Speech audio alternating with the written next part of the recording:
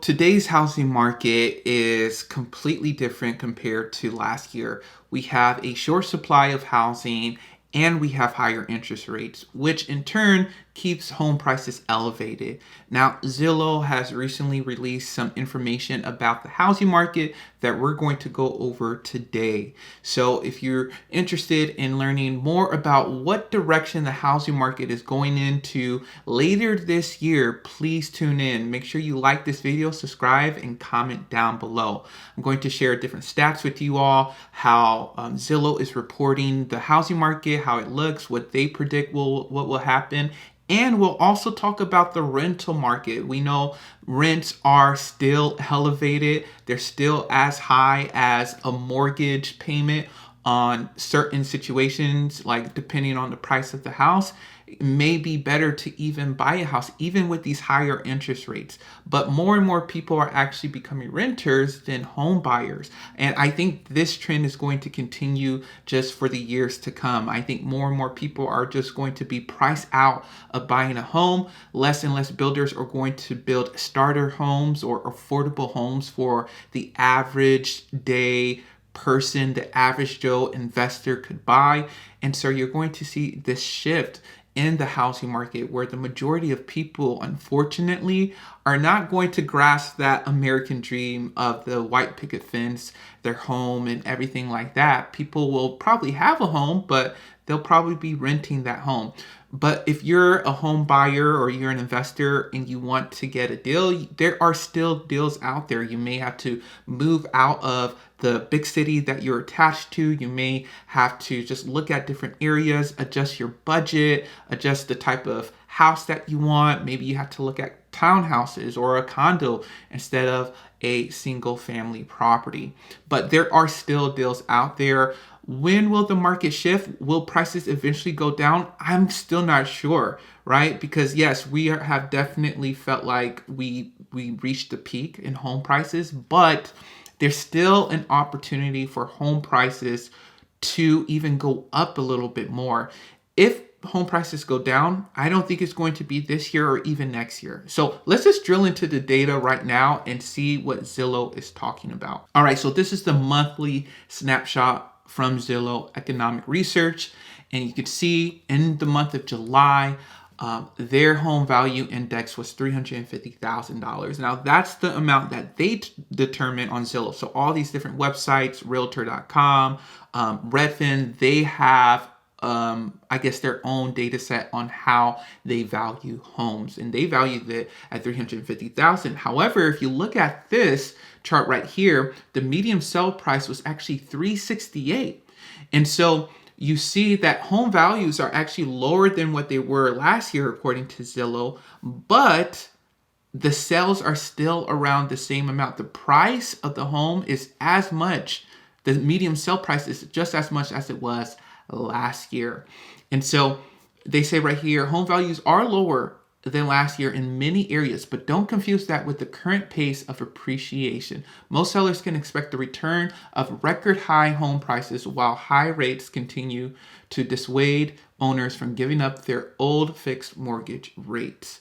All right, new listings in the existing market remains close to 30% down from pre-pandemic norms. And that's the issue that's really keeping home prices elevated.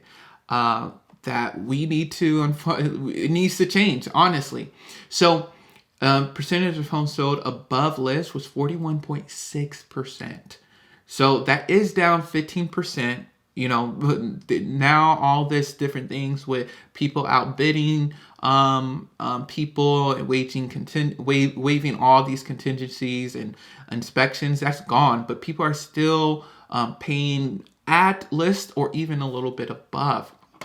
So right here, they state that the worst of waiving contingencies and escalating offers to compete in a white hot market is over. So setting your listings or offer price is nuanced and home specific, right? The buyer has more bargaining power to bring that price down or ask for some sort of concession to tackle a serious monthly affordability challenge. And so a lot of people are doing that. And you see that with a lot of home builders who are building homes, right? They're doing these new construction homes, and while they're building that, they know that they need to price that, hey, we're going to offer buybacks, we're going to offer these incentives to even buy down the interest rates of people who want to purchase their new construction homes. The other thing that's interesting is just medium days to pending. So we're at 12 days right now. So that is one of the lowest that we had earlier this year. It was around 31 days to pending. Now we're as low as 12. During the peak of the market, we were as low as 6 days to pending. So meaning once a house is listed, how long does it take until it's under contract or pending on the market? Meaning someone is about to buy this house and they need to go through title and all the other things. So the house is not available. And so they get snatched up quick. And right now we're at 12 days, which is pretty low. Pre-pandemic levels during the summer months, we were around 19, right here, 18 in 2018. And then, and so that just shows that demand is still there. We still have a high demand in the housing market for home buyers looking for homes to buy.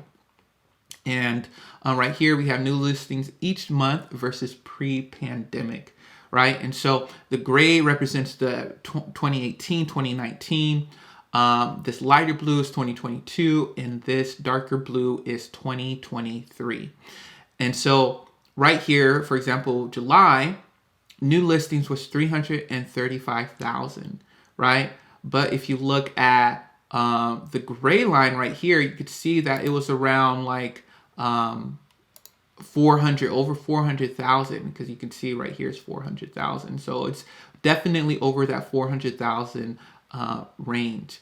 And so, there's just a lot of different things. Another interesting thing that Zillow has is the top reasons for homeowner hesitation. So concern about finding or affording a new home, current life uncertainty.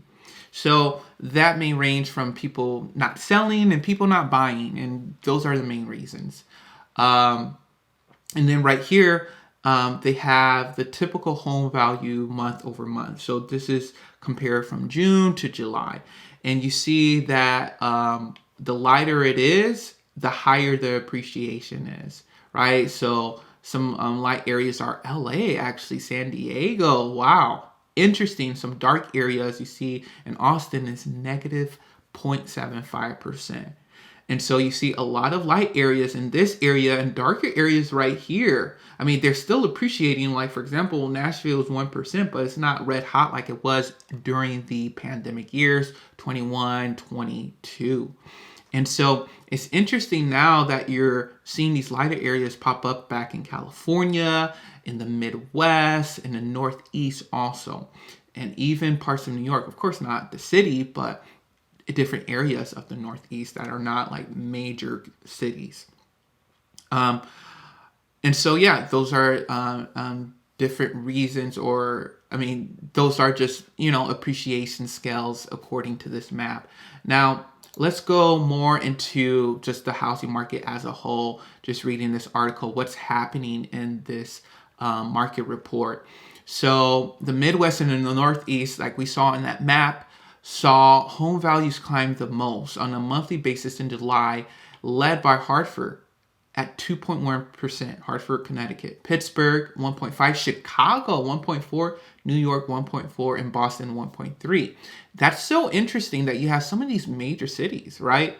And of course, they're looking at like major metro areas, it seems like right here. And I think what's happening is that last year, when the Fed started hiking interest rate, a lot of these pandemic boom towns or a lot of these places that appreciated a lot dropped significantly. And now that the housing market is short supply, a lot of them are starting to increase back again. And so you've seen these areas with the biggest drops over the past 12 months starting to see some appreciation in these areas, right? And you see the other areas like Florida or even the Southeast where they just continue to appreciate even when the Fed started hiking interest rates.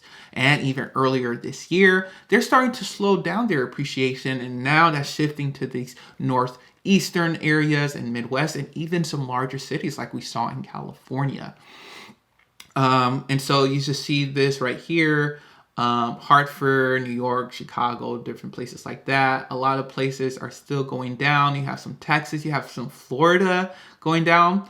Like I was telling you all, because for a while they were increasing.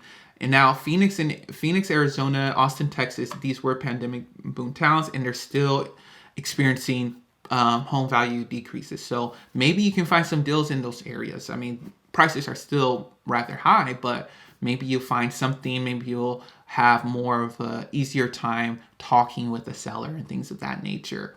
So right here, the lack of listings beats on. So from June to July, we had 26% fewer than last July, right? And so year over year, we're down 26%, which is ridiculous. And so you see that right here, represented right there, around 26% less new listings. So it was actually up in April 2021. Very surprising. Interesting. Well, I guess this was relating it to April 2020, and that's when the pandemic hit. So of course it'll be super high. But what else? So homeowners with the rate of 5% or above were almost twice as likely to consider selling their homes in the next 3 years as those with rates below 5%. So what this stat is saying is that people who have 5% or less of a mortgage rate, they are twice not as likely to put their housing on the market than those above 5% for a 30-year fixed rate mortgage. And I think that's very interesting to state, because it shows that a lot of people are locked into their rate, and that's allowing supply to even shrink even more, because people don't want a higher interest rate and things of that nature. Now, to help with inventory, builders are ramping up new home sales back up. It's clear that the supply of listings from existing homes is leaving unmet demand among buyers. Builders are also getting more creative to offer buyers an affordable product, turning to smaller homes, more townhouses, and interest rate buy downs for their customers. So that's what new construction is doing, and they're probably paying off really well, because they know inventory is low. And so if they make an affordable product, people will hop on that. Total active inventory in July was down 15% from last year, and a tremendous 44% below July 2019. So inventory, you're probably hearing this all the time and things of that nature. Determined buyers kept pushing forward. So buyers are still indicating that they are interested in buying a property. Now, it's not as high as it was during the pandemic years, but there's still a high enough interest where prices are still elevated, as we can see. Now, another interesting stat that I read here is that new pending listings, right? So new pending listings are listings that are about to come on market, but they're not on market yet. Right? It's our real best gauge of purchase activity. We're only 14.5% below year ago levels. That's the smallest year-on-year decline since May of 2022. Right? So it still represents a major slowdown in the market, but it's better than what it's been for the past 12 months, right? And so that shows that maybe more listings will about to show up on the market, right? Maybe these new constructions, maybe people are just getting used to 7% interest rates, and so they're just giving up and being like, hey, I need to move anyways. Let me just put this house on the market. I know I'm going to pay a little bit more. I may just have to downsize my property, but I have to do that. Now, looking at the rental market, you can see that asking rents climbed by $10, a modest $10, 0.5% from June to July, according to Zillow. So the typical asking rent nationwide is $2,000, or 3.6 higher than 1 year ago. So it's still high year over year. But the pace at which it increases is definitely slowing down. So the 17-month long slowdown in the annual growth rate since hitting a record high 16.2% in February 2022. So yeah, we hit 16.2 back in February, which is wild. But yeah, so we're at $2,000 for the average rent, and so it's still mad expensive. And so you see that happening year over year. It's been increasing. Yeah, early last year was the highest time. And then yeah, that's what the market is saying. The most expensive major market is New York, so that's why 2000 like in a lot of areas is super high, but because we have these major cities in America, it kind of brings up that average up to $2,000. So like for example, New York City is close to $3,500. San Jose, close to $3,500. San Diego's 3,200. San Francisco, around 3,200. Boston, 3,000. So you have a lot of these big cities really bringing that average up. Annual rent inflation and the CPI continues to decelerate. So, the year over year price increase is going down and down and down. And that's good for CPI. That's good for the inflation report because, the Fed looks at that. The Fed looks at, okay, what's inflation? And rent, housing has a big part of that. And so for us to see it go down, it's great. Let me know your thoughts on Zillow's market report. What does this mean for you? To me, I just see this as, yes, we are slowing the appreciation of growth, but things are still growing, right? Things are not going in the opposite direction that a lot of experts predicted to happen earlier this year.